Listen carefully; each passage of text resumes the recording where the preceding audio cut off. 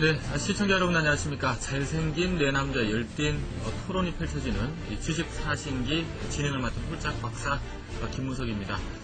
자, 시작이 좋으면 끝도 좋다라는 말이 있는데요. 자, 오늘 2009년 첫 이 증시 거래일이었죠. 오늘 증시가 급등을 하면서 자, 2009년 한 해도 오늘만 같았으면 좋겠다라는 기대를 가져봅니다. 자, 오늘도 주식시장의 달인들을 모시고 여러분들과 함께 2009년 주식시장에 대해서 열띤 토론을 펼쳐보도록 하겠습니다. 자, 오늘 토론에는 동양증권증권의 강남 프라임지점 센터장을 맡고 계시는 각지문 센터장과 모아투자연구소의 권종호 대표, 그리고 JD인베스트먼트의 윤정두 대표 함께 하시겠습니다. 네, 나와주셔서 고맙습니다. 안녕하세요. 자, 오늘 또 첫 번째 주제 토론이 또 궁금해지는데요. 오늘 어떤 내용과 함께 토론이 이루어질지 이제 첫 번째 토론 주제부터 열도록 하겠습니다.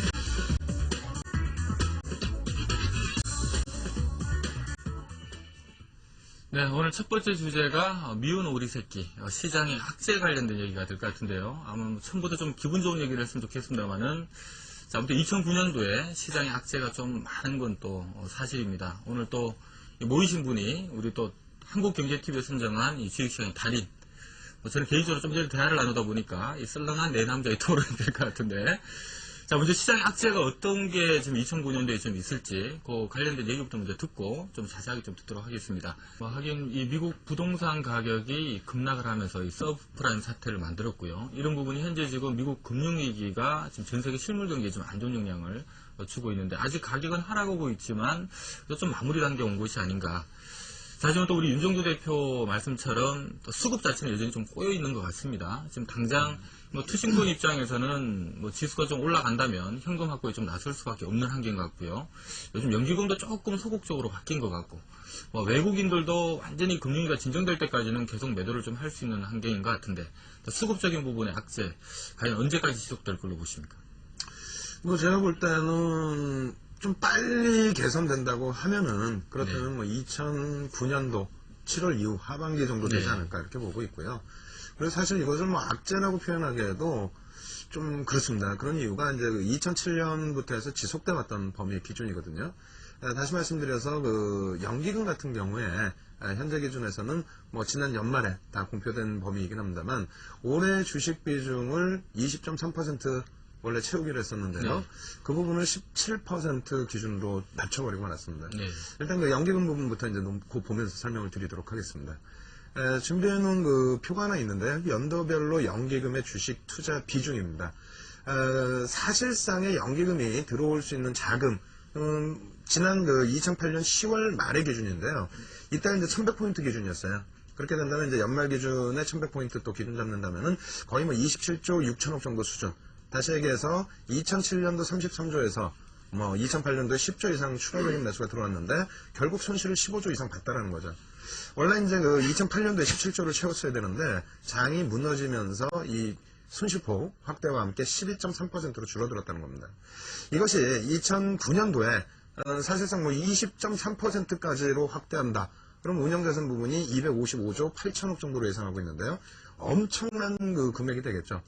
그렇게까지는 지금 기준으로 놓고 본다면 그러면 대략 한 23, 4조가 들어와야 되는데 지금의 여론상으로는 불가능하다. 그렇기 때문에 17% 수준으로 줄였다. 다만 이것은 이제 그 시장의 악재 요인보다는 그나마 다행스럽다. 그러니까 2008년도 기준점 대비해서는 그나마 크게 더 줄이겠다라는 내용은 아니기 때문에 다행스럽다. 대신에 지금 17% 기준이면은 그렇다면 한 17조 정도의 매수 여력이 있지 않겠느냐라는 기대감을 가지실 수가 있는데요. 그 부분을 이렇게 놓고 보셔야 됩니다. 17%를 채우겠다라고 하면은 운영 그 기금의 성격상 플러스 마이너스 5% 기준을 잡거든요. 그럼 12에서 20위까지 채운다는 거예요. 그러면 지난해 연말 기준으로 12.3이라고 했을 때 안 채울 수도 있고 많이 채우면 더 채울 수도 있다는 건데 일단 여론에 밀려있기 때문에 상반기 내내 추가적으로 공격적으로 들어올 가능성은 상당히 적지 않겠느냐. 이 부분. 그렇다면 2005년, 2007년도 시장 끌어온 게 투신과 연기금이 되는데 연기금이 한 발 뺐다는 거고요.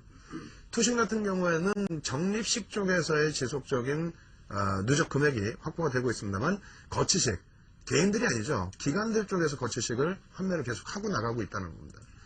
그러니까 예전에도 방송 때 계속 말씀드렸다시피 운영사 쪽에서는 우리 로스컵 범위를 넓게 잡겠다라고 얘기를 할 필요도 없다는 거예요. 왜 그런 분위기를 조성해서 개인들 자꾸 못 빠져나가게 막어만 놓고 기관들이 그쪽을 좀 계속 빼고 있기 때문에 이 부분의 범위에 있어서는 다 아시는 것처럼 금융경제지표 자체가 안 좋기 때문에 지속적으로 빠져나갈 수밖에 없는.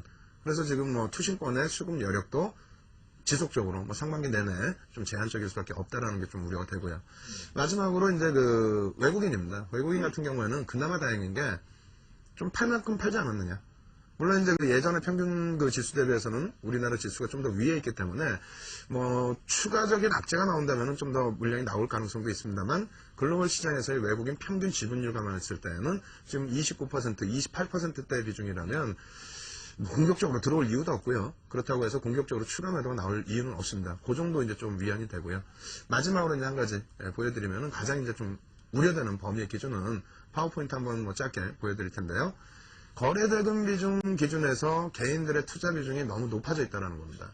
지금 이제 파워포인트 지금 나오고 있는데요. 연두색이라고 그래야 되나요? 이 연두색깔 비중에 있어서 개인들이 10월부터 해서 급격하게 거래 비중이 높아졌죠. 그러니까 외국인들 쪽에서 이제 거의 관망 기조로 돌아서 있는 가운데 기관들 쪽은 거의 프로그램 쪽이고요. 개인들이 지금 60, 70% 이상의 거래대금 비중을 차지하고 있습니다. 우리가 시장에서 매일 순매수 기준에서만 놓고 보시는데 순매수 기준으로 놓고 보실 때 허점은 정상적인 추세에서는 무난하겠습니다만 요즘 같은 장세 속에서는 개인들이 엄청나게 많이 사고 그 다음에 폭등 나오는 경우도 있고요. 개인들이 물량 엄청나게 뺏겨가지고 내일부터는 올라가겠다 해도 추가적인 하락이 나올 때도 있고요. 순매수의 기준보다는 지금처럼 개인들 투자 비중이 너무 높아져 있다는 거, 이 자체가 리스크다라는 겁니다. 그래서 개인들의 투자 비중 정도 안정화 찾는 것을 보시고요. 결론적으로는 수급은 악재라기보다는 지속되어 왔다는 상황이다. 네. 굳이 연초 기준에서 악재를 끄집어낸다면 수급 정도가 되지 않겠느냐, 이렇게 말씀을 드리겠습니다. 네, 결국 시장이 좀 강하게 돌아서기 위해서는 이 시장 수급이 좀 개선이 돼야 됩니다만은 우리 또 윤정두 대표 말씀처럼 크게 좀 더 나빠질 만한 상황은 아니지만 또 좋아질 만한 상황은 아직 아닌 것 같다. 올 초에 구태 악재가 된다면 이 수급적인 부분 개선이 좀 지연되는 부분을 좀 잡아주신 것 같고요. 자, 우리 윤정두 대표께서는 자, 일단 4분기부터 시작해서 경제지표가 악재 영향을 좀 안 좋게 나와도 시장이 그 영향을 좀 덜 받는다. 네. 그리고 또 금융지표를 좀 개선되는 부분이 눈에 보인다라고 말씀 주셨는데요. 자료화면 항상 보시면서 또 얘기 잘해주시지 않습니까? 네. 어떤 부분이 어떻게 좋아지는지 좀 설명 좀 부탁드리겠습니다. 일단 가장 단순하게 말씀드린다면은 사실 미국에 집이 팔리거나 말거나 우리나라랑 무슨 상관이 있습니까? 네. 일본 사람들하고 미국에 집 팔리는 거하고 무슨 상관이 있겠어요? 사실 지금 우리가 전 세계적으로 GDP 규모 자체가 55조 달러 정도가 되거든요. 근데 파생 쪽의 범위가 600조 달러가 넘습니다. 다시 얘기해서 미국에 지금까지도 이제 서프라임 얘기를 하고 있습니다만 실질적으로 주택담보대출 비중에 10%가 서프라임 3금융권이 되겠고요. RTA가 2금융권 거기도 또 10%. 실질적으로 2008년 7월에 마지막으로 터진 부분이 프라임 쪽이란 말이에요. 80%의 비중. 근데 이제 페니메어 프레드맥 국책 모기지 업체가 가지고 있던 관련된 채권만 5조 2천억 불입니다. 네. 그게 왜 문제가 되냐, 글로벌 시장에. 일본 은행 세 군데에서 가지고 간 것만 3조 불입니다. 그게 문제가 된다는 거예요. 파생 쪽에서의 문제. 실질적인 경제 지표 부분들의 문제라기보다는요. 거기에 이제 서로 금융 경색이 오고 신용 경색이 오게 되다 보니까 자금이 못 돌았던 범위인데요. 그 자금이 못 돌게 되면서 어떤 현상이 났었냐면은 차트 이제 표 한번 보여드려 보도록 하겠습니다. 지금 영국에서 거래해야 되는 이제 달러화에 대한 리버 금리 자체가 되겠는데 이렇게 놓고 보시게 되면요. 상당하죠. 2008년도 기준에서도 상당폭 높은 폭까지 안정화를 찾다가 다시 한 차례 이제 크게 올라섰던 범위가 있는데요. 지금 이 범위가 이제 G7 회담, 그러니까 글로벌 시장에서의 공조화가 이루어진 이후에 급격하게 안정화를 찾고 있다는 겁니다. 금리도 어느 한 국가에서 내리면 안 되거든요. 공조화 체제에서 같이 내려야지. 우리나라 같은 경우에도 말이 됩니까? CD 금리 자체가 6%를 넘었다는 게 그게 이제 10월 중순, 10월 말이라는 거예요. 그 부분에 있어서 다시 2004년 수준까지 돌려놨다는 거고요. CDS 프리미엄은 뭐 아직까지는 좀 미흡합니다만 그래도 700bp 수준까지 올랐었던 범위가 300bp 수준으로 내려와 있다는 범위. 뭐 이런 식으로 이제 금융지표 자체가 뭐 안정화를 찾고 있죠. 원달러 환율 부분도 마찬가지입니다. 지금 범위에서는 달러와 인덱스의 강세를 감안했을 때 1,300원 선 전후에서만 움직이면은 안정화가 됐다 보실 수 있다는 거예요. 결론적으로 다시 말씀드린다면은 경제지표 자체는 가장 우습게 얘기하면요. 중국 쪽에서 그런 일이 있었습니다. 중국 쪽에 원자재 가격의 하향 안정화 추세 때문에 생산자 물가지수와 소비자 물가지수가 하락하면서 안정세를 줬거든요. 그러니까 그거에 대해서 중국이 반등이 나오고 우리나라가 강세를 떼니까 이야 박수 치면서 난리가 났었어요. 왜냐하면 CPI가 안정세를 찾으니까 금리 인하하기 좋아진다. 경기 부양할 수 있다. 근데 미국 쪽에서요. 생산자 물가지수가 3개월 연속, 4개월 연속 이제 밀려 내려왔단 말입니다. 근데 그날 하필이면 미국이 빠졌어요. 빠지니까 그걸 갖고 뭐라 그러냐면은, 야, 생산자 물가지수가 내려와갖고 경기 침체다. 네. 말도 안 되는 결과론적으로 자꾸 해석을 하는데, 실질적으로 그 다음날, 역시 이제 그 생산자 물가지수 나온 다음날, 강한 반등이 나왔었고요. 그리고 그날도 생산자 물가지수가 약세를 띄었을 때에도 오히려 강하게 돌려놨었다는 거예요, 장 초반에는. 그러니까 무슨 얘기냐면은 결론적으로 경제지표 지금 뭐 50년 만에 최저치에 놓여져 있는 세계시장의 금리라든가 경제지표 자체가 이제는 더 이상 이제 추락할 범위는 없다는 겁니다. 네. 근데 이렇게 말씀드리면 그럼 굉장히 좋다라는 얘기가 되는데 그 좋아지는 범위는 실물 경기에 조금 더 확실하게 표출이 돼야 되기 때문에 그러니까 지표의 개선폭이 완전히 나와줘야 되기 때문에 그렇다면 최소 범위를 두자. 최소한 6개월 이상은 좀 시장이 바닥을 잡고 행복 또 에너지를 응축하는 구간으로 봐야지 여기서 뭐 V장으로 나오려면 뭐 수급이 있어야죠. 뭐 또 혹은 경기 지표가 급격히 개선이 돼야죠. 혹은 기업 실적이 특별하게 개선이 돼야 되는데 아무것도 없기 때문에 지금의 만족도는 하반 경직성에 대해서만 좀 만족하자 이렇게 말씀을 드리고 싶습니다. 네, 일단 뭐 결과적으로는 중기적으로는 좀 긍정적으로 보지만 일단 당장 앞으로 한 3개월, 6개월 정도를 내다본다면 하반 경직을 잡는 그런 과정이 되지 않을까. 네. 자, 어쨌든 간에 뭐 더 떨어지지 않는다면 뭐 주식 투자하시는 분들 입장에서는 하나의 좋은 얘기가 될 것 같은데요.